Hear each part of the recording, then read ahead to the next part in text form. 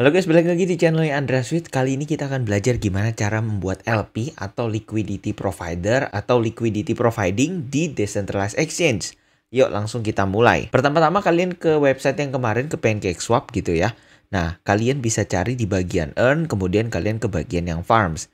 Di sini kalau kalian belum connect wallet, gampang banget, tinggal klik aja connect wallet. Kalau kemarin kalian udah pernah connect, nanti dia otomatis cuma bisa nge-sign doang atau password gitu ya. Di sini kita masukin password kita.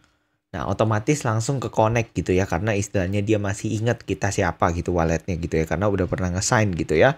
Nah, kemudian di bagian farm di sini teman-teman bisa lihat ya, ada banyak banget liquidity provider yang bisa teman-teman ikutin gitu ya. Cuma sebelumnya nanti gue akan taruh video sebelum ini gitu ya, biar teman-teman paham dulu kurang lebih konsep LP gimana, biar gue nggak terlalu panjang ngejelasinnya di sini, karena untuk bikin ini aja untuk khusus untuk yang V3 ini panjang banget runtutannya gitu ya. Nanti gua harap teman-teman nonton dulu video sebelumnya biar teman-teman paham. Itu emang video lama, tapi semoga teman-teman kurang lebih bisa paham lah konsepnya gitu ya. Ini kita akan coba untuk lebih cepat gitu ya. Pertama kita langsung pilih aja USDT BNB. Kenapa? Karena kemarin kan kita udah swap BNB kita ke USDT ya. Nah, jadi kita pilih untuk si USDT BNB. Langsung aja kita klik add liquidity. Nah, ini teman-teman perlu tahu dulu untuk LP ini sebenarnya di beberapa DEX itu ada versi-versinya gitu ya. Rata-rata kalau EVM chain yang masih layer 1 itu biasanya dia versinya ngikut ke Uniswap gitu ya. Dimana ada 3 versi.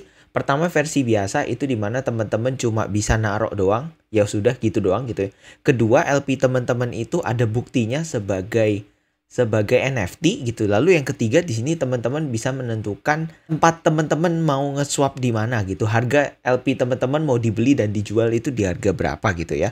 Untuk lebih jelasnya yuk kita langsung aja lihat ke layar. Di sini teman-teman bisa lihat ya. Di sini kita akan pilih USDT dan BNB gitu ya. Teman-teman di sini bisa lihat minimal price, maksimal price. Di sini maksudnya apa? Jadi kalau ketika kita milih minimal price, ini adalah harga minimal dari ya BNB per USDT yang ingin kita jual gitu ya. Max price juga kurang lebih sama beli gitu ya. Jadi jual dan belinya itu ada di minimum dan maksimum harga tersebut. Jadi kalau misalkan contoh nanti harganya di luar harga tersebut gitu ya, maka otomatis LP kita sudah tidak dipakai, karena balik lagi LP kita janjiannya sama DEX ini adalah di harga segitu gitu ya. Untuk lebih gampang kita view pricesnya itu di BNB ya, karena beratus-ratus daripada 0,0 lebih gampang gitu ya. Oke. Kemudian lanjut, ini V3LP gitu ya. Ini V-tire-nya cuma bisa kita pilih 0,05%. Sebenarnya kalau di DEX lain, kalau di pair lain mungkin kita bisa pilih ya. Gini ya, penjelasannya kurang lebih sedikit terkait dengan V-tire ini. Pada intinya semakin kecil percentage-nya, intinya minimum price dan maksimum price-nya semakin lebar. Dan semakin gede V-tire-nya, biasanya dia makin sempit guys. Makin sempit gimana? Di sini gue contohin ya. Di sini contoh kalau teman-teman pilih minimal price USDT per BNB di sini teman-teman 150, kemudian di sini maksimum price-nya 350 gitu ya. Nah, kemudian teman-teman bisa lihat di sini ya, di mana di sini range-nya cukup gede gitu ya. Dan di sini dia langsung otomatis mengkalkulasi di mana teman-teman bisa dapetin APR atau bunga gitu sekitar 21,74% gitu ya. Nah, cuma balik lagi ini nggak tentu, karena balik lagi LP ini bunganya tergantung seberapa banyak hari itu orang nge-swap gitu ya. Jadi kalau misalkan orang hari itu yang nge-swap dikit, otomatis teman-teman juga dapatnya lebih dikit, begitupun sebaliknya gitu ya.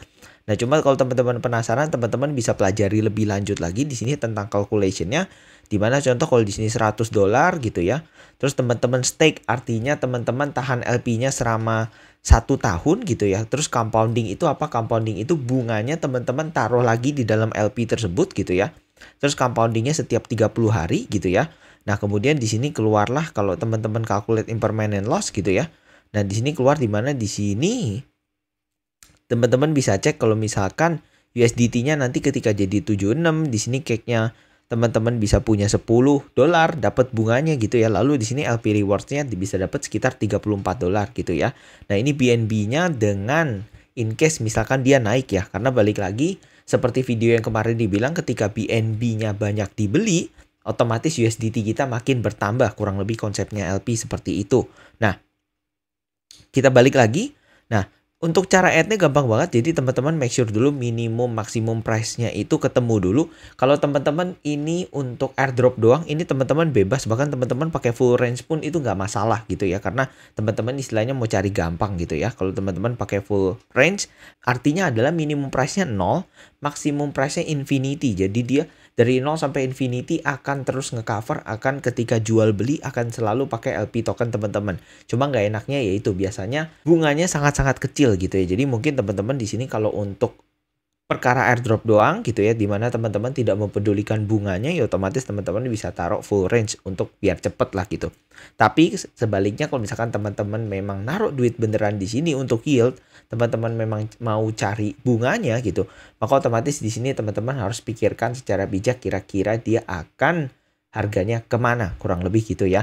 Nah, kemudian kita balik lagi ke gimana caranya untuk naruh deposit amount-nya ya. Teman-teman di sini mesti perhatikan, jadi kalau misalkan kita mau naruh LP, pastikan kita naruh mulai dari token yang paling kecil. Kenapa gitu ya?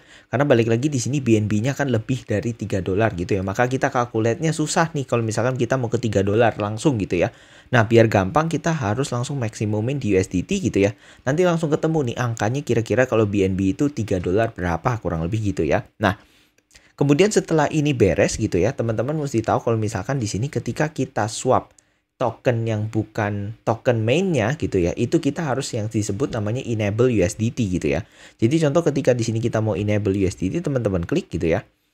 Nah, di sini apa sih ini maksudnya gitu ya. Jadi teman-teman perhatikan karena ini menurut gua adalah security kecil gitu ya, tapi ini sangat penting di mana nanti akan menentukan teman-teman kriptonya gimana gitu ya. Jadi di sini ini adalah spending cap di mana PancakeSwap itu ya boleh spend berapa USDT dari wallet teman-teman gitu ya.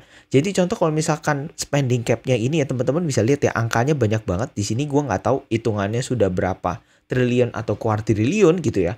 Maka teman-teman ketika nanti smart contract PancakeSwap kenapa gitu ya, hacker itu berhak mengambil sejumlah custom spending cap yang teman-teman masukin di sini gitu ya. Jadi selalu teman-teman make sure untuk ketik yang max gitu. Kenapa max gitu ya? Karena balik lagi kita memang cuma mau masukin sekitar $3,19 gitu ya. Jadi ketika kita pakai button max, umumnya itu ngikutin dengan jumlah USDT kita sekarang. Tapi contoh ketika teman-teman punya 100, tapi teman-teman pengen masukinnya cuma 3, ya otomatis teman-teman ketik aja di sini 3. Karena di sini teman-teman bisa bebas ngeketik sesuka teman-teman gitu ya. Jadi make sure kalau teman-teman keluar kayak gini gitu ya, jangan pernah teman-teman kayak tadi tuh. Kayak tadi ya. Jadi contoh gue enable USDT kayak gini. Nah, di sini teman-teman langsung klik next. Itu sangat-sangat bahaya karena udah banyak banget orang-orang yang kena hack dari sini gitu ya. Ini gue pengen warning teman-teman dulu, selalu make sure kalian gunakan yang memang mau dipakai di sini gitu ya. Jadi contoh kalau misalkan USDT teman-teman $3 dan teman-teman cuma mau pakai $3, ya teman-teman klik aja max gitu ya. Kalau sudah kita klik next gitu ya. Kemudian di sini kita harus biaya untuk approve smart contract tersebut untuk spend USDT kita, kurang lebih seperti itu. Setelah itu kita approve. Nah, biasanya kayak gini ada 2 tahap, di mana di sini ada tahap approval, kemudian di sini ada tahap add LP. Approval itu tadi fungsinya untuk allow smart contract ini spend duit dari wallet kita. Makanya tadi ada cap-nya itu biar dibatasi jumlah duit yang boleh dipakai oleh smart contract tersebut. Intinya seperti itu. Nah, kemudian kalau teman-teman sudah beres, kemudian di sini akan berubah ya. Jadi add gitu. Jadi teman-teman ingat biasanya harus ada 2 kali. Termasuk juga ketika teman-teman mau swap USDT ke BNB. Nanti kita akan belajar lagi ya biar teman-teman paham gitu. Nanti akan include juga di video ini gitu ya. Kemudian kita klik add. Nah, di sini kemudian klik add ada final confirmation lagi ya, di mana di sini teman-teman nambahinnya berapa, VTR-nya berapa gitu ya. Kemudian di sini minimum maksimum price-nya berapa, current price-nya berapa. Kalau sudah oke, teman-teman tinggal klik add aja. Nah, kemudian di sini teman-teman balik lagi harus bayar gas fee sebesar $0,42. Kalau sudah oke, teman-teman bisa klik confirm. Nah, ini transaction submitted. Kalau teman-teman mau lihat blockchain hash-nya, teman-teman bisa buka. Biasanya kalau add LP ini berbeda lagi. Nah, ini teman-teman bisa lihat ya, kalau statusnya indexing biasanya belum beres, masih butuh waktu. Tapi balik lagi kadang di sini masih indexing, tapi kadang di sini sudah beres gitu ya. Ini teman-teman bisa lihat di sini sudah masuk ya. Di sini total duit kita sekitar $6 gitu ya. Artinya ada 3,19 USDT dan juga 0,01 wrap BNB atau BNB-nya gitu ya. Nah, di sini baru dia masuk jadi sukses gitu ya. Nah, di sini teman-teman bisa lihat beberapa di sini bentuknya mint PancakeSwap NFT gitu ya. Dia bentuknya NFT sebagai bukti bahwa misalkan kita memang punya LP tersebut gitu ya. Dan di sini ada beberapa detailnya di mana kemarin gue sudah jelasin sedikit, teman-teman bisa baca lah. Kurang lebih seperti itu ya. Nah ini kalau teman-teman perhatikan, kalau kita sudah beres add LP nih, teman-teman perhatikan di sini ada istilahnya stake. Sebenarnya di sini LP kita itu sudah masuk gitu ya. Tapi biasanya masing-masing DEX itu permainannya ada banyak lagi. Kebenaran kalau di PancakeSwap, kalau teman-teman stake di sini, teman-teman istilahnya bisa dapat bonus APR gitu ya. Nah, ketika teman-teman nanti klik stake button ini gitu ya, dia minta approval lagi. Pada intinya adalah di sini dia minta untuk stake LP token teman-teman atau di sini NFT bentuknya gitu ya. Untuk apa? Biar teman-teman bisa dapat semacam bonus ya. Bonus untuk bisa dapetin cake tokennya gitu ya. Jadi contoh ketika teman-teman di sini pasang USDT BNB LP, itu teman-teman ntar akan dapat juga LP tokennya berupa USDT BNB LP gitu ya. Tapi nanti ketika teman-teman stake LP token teman-teman gitu ya, teman-teman akan dapat yang namanya cake token gitu ya.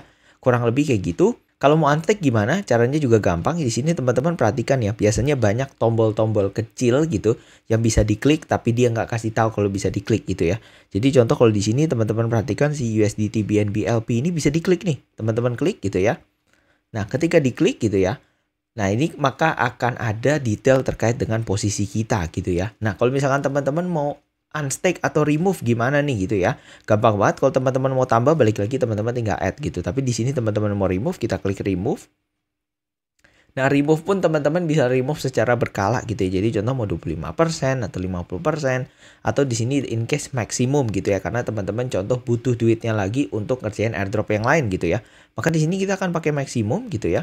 Terus kemudian di sini ada option untuk collect as wrap BNB. Artinya apa gitu ya? Artinya adalah USDT teman-teman nanti dibantuin dia untuk di-swap lagi ke BNB gitu ya. Cuma pada intinya di sini gue nggak mau karena tadi gue mau ngejelasin nanti ketika kita swap USDT-nya balik ke BNB itu gimana gitu ya. Makanya gue nggak pakai untuk collect as wrap BNB gitu. Kemudian kita klik remove. Di sini kita langsung klik remove. Nah kemudian dia minta akan approval transaction lagi, spend gas fee lagi ya. Kemudian kita klik confirm. Kalau sudah biasanya ini kita tunggu beberapa saat dulu gitu ya. Kemudian ada transaction receipt segala macam, nanti kita tunggu sampai dengan ini ganti jadi close. Nah, kemudian hilang gitu ya. Untuk ngecek udah arrive duit kita atau belum gimana gitu ya. Kita ke trade gitu ya, kemudian ke bagian swap. Nah, di sini teman-teman perhatikan di bagian BNB kita pindah cake-nya ke USDT itu ya. Sudah masuk sebanyak balance $3,19.